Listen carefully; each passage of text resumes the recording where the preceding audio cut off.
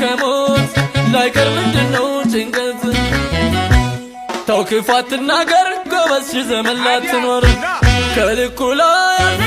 ምን ያስፈልጋል የዛሬን እንጂ ነገን ማን ያውቃል ani oromoo keessa warra gartee nyaata aadaa qacooloo beeku nyaata aadaa hedduu qabu arsii arge